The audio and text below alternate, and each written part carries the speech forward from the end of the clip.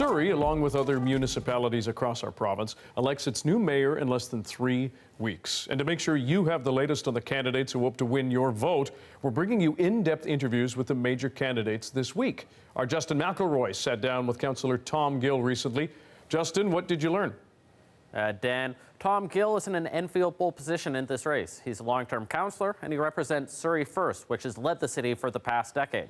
But at the same time, if the city is hungry for change and wants a change in government, he'll be in trouble. Spoke with Gill at Surrey Central, the part of the city that has grown so much over the last decade, both looking at what he wants to see for the future and also if he has any regrets about the past. Here's a part of our conversation. Talk to people in Surrey, I think that comes up again and again, is that people want to see an opposition party or something on council to show that back and forth that they don't feel has been there necessarily the last 4, 7, or 10 years. But you're running with 8 candidates for council. You want a full slate just as it was in the past for Surrey. Why should that be the case? You know what, first of all, I just really want to identify, we on Surrey First are all individuals. We all have our own values, and in fact, the diversity that we offer is unlike anyone else. In the past years of Surrey, I think that, there are a lot of things that did not get done when you had that uncooperative environment that we had in Surrey. I think that we have been able to address a number of major issues over the last decade that previous councils have not.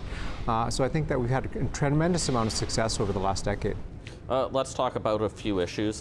You're calling for a referendum on a local police force. Leaders lead. You know this issue very well. It's been a constant source of discussion in Surrey for the last decade. Why not make one choice one way or the other? You know what, it's really important that the community come out and help us make that decision. The question is, have we outgrown the RCMP? Back 60 years ago, we made that decision to move to the RCMP, and really the question we have now is that, should we be looking at a municipal force in Surrey? That's the real question. I think that, just to put on the table that, there are issues. There's costs associated to transition, there's costs associated to understanding what that membership would look like in terms of the police and the number of police, and there's costs associated to looking at non-traditional policing efforts that I want the community to come together and really support an initiative in terms of, what that resource needs to look like.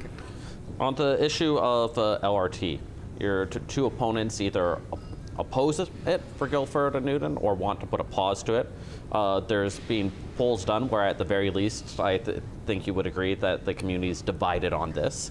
Why are you right and your two main rivals wrong? We finalized some of these LRT plans well over a decade ago under the leadership of previous Mayor Watts. We've been working with researchers, we've been working with educators, we've been looking around the world at what is the best service for Surrey. There's no question, that we believe that the LRT will shape our city and take us into the next 21st century. I think that, when you're looking at the two technologies, SkyTrain's great getting downtown to Vancouver, but that's not what we're trying to accomplish in Surrey. I think that people need to understand the geography in Surrey is different. You can fit Vancouver, Burnaby, and Richmond within our boundaries. So we are different, and we need a service that's going to accommodate our residents because we want everybody to work, live, and play in the city. Housing affordability. The average price of a home in Surrey, or townhouse or apartment, however you want to define it, has gone up by a higher percentage in the last 4 years than in Vancouver. Does you or your party hold any responsibility for that? I think that, when you're looking at the region, there's no question, the region's had that issue. But specifically when it comes to Surrey, I think that we've done our part in terms of increasing the supply and the availability of supply. So no regrets or no responsibility for the higher prices? I think that when you're looking at the supply that we've been able to increase in Surrey, I think we've done better than most other municipalities. In fact, I think we've done the best in terms of the average price is going up by a percentage higher than a lot of other places. I think that, we as a region, I think that we've done a really great job of increasing supply. And I think that when you're looking at, demand and supply, I think that, if you are going to curb pricing, you need to make sure that the supply increases. And I think that, we as a municipality have done our part. If elected, you would be the first Indo-Canadian mayor of Surrey, the first mayor who is a minority in any Metro Vancouver municipality. What does that mean to you?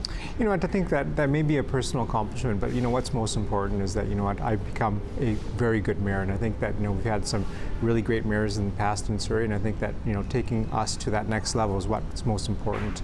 Tom, thanks very much. My pleasure. Thank you so much.